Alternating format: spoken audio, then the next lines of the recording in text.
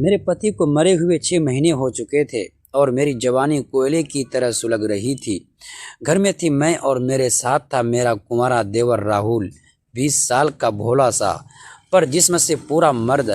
एक रात जब पूरा गांव सो रहा था, दोस्तों वीडियो में आगे बढ़ने से पहले वीडियो को लाइक और हमारे चैनल को सब्सक्राइब ज़रूर कर दीजिएगा। दोस्तों चलते हैं आज की कहानी की तरफ। तो मैं उसके कमरे में गई। वो बेचारा शर्ट उतार कर सोया हुआ था। उसके चौड़े सीने को देखकर मेरी तो नीयत ही खराब हो गई। मैंने धीरे से दरवाज़ा बंद किया और उसके बिस्तर पर बैठकर उसके गालों पर अपनी उंगलियां फेरते हुए फुसफुसाया, देवर जी, भाभी को अकेले में डर लगता है। आज रात यहीं सो जाऊं क्या? हाँ, आप जो सोच रहे हैं बिल्कुल वही। मैं मंजरी उस रात अपनी सारी हदें पार करने वाली थी। आपको लग रहा होगा कि अब तो देवर भाभी के बीच सब कुछ होकर रहेगा, और सच कहूँ तो उस रात मैं भी यही चाहती थी। पर उस रात जो हुआ वो मेरी कल्पना से भी ज़्यादा अजीब था। उस रात की पूरी कहानी जानने के लिए आपको मेरे साथ उस दिन चलना होगा जब मैंने पहली बार अपने भोले देवर के अंदर के मर्द को जगाने का फैसला किया था।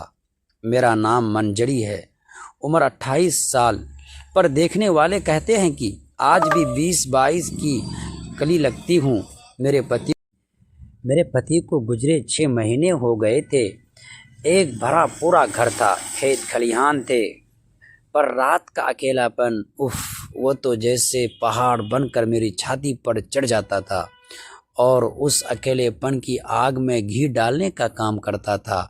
मेरा देवर राहुल 20 साल का लड़का था, पर उसका शरीर जैसे किसी कारगिर से फुर्सत से तराशा हो। चौड़ा सीना, मजबूत बाजू। जब वो खेत से काम करके पसीने में भीगा हुआ घर आता तो उसे देखकर मेरा कलेजा मुंह को आ जाता था। तो मैं बड़ा भोला, मुझसे नजरें मिलाकर बात तक नहीं कर पाता था।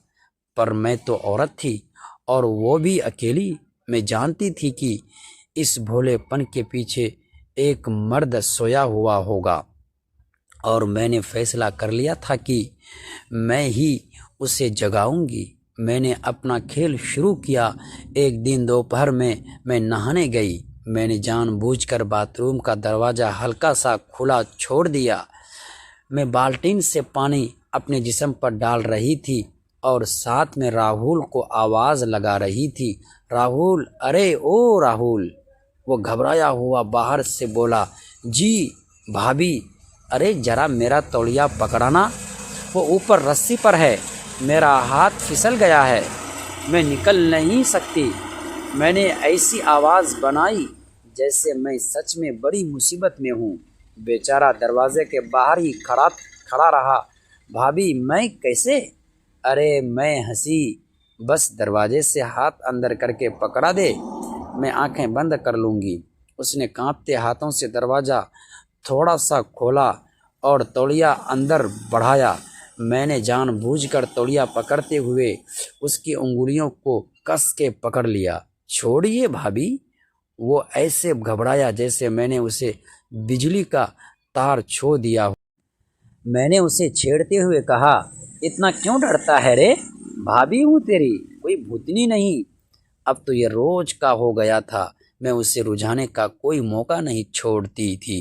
खाना परोसते वक्त मैं जानबूझकर इतना झुक जाती थी कि मेरे ब्लाउज़ का गहरा गला उसे मेरे हुस्न का पूरा नज़ारा दे दे, और फिर पूछती, और कुछ लोगे देवर जी, रोटी या कुछ और, या पेट भर गया?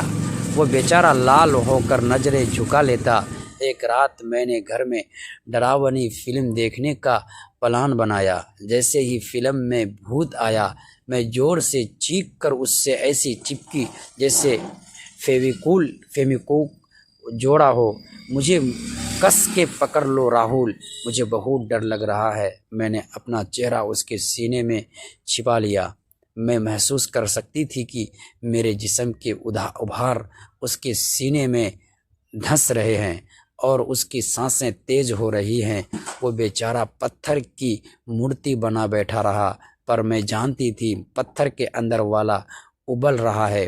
दोस्तों, मैं जानती हूँ आप मेरी शरारतें में इतना खो जाते हैं कि शायद लाइक करना भूल जाते होंगे, पर आपका हर एक लाइक मेरे इसको बदल सकता है। दोस्तों, अगली पार्ट देखने के लिए प्लीज़ चैनल को सब्सक्राइब ज़रूर कीजिएगा।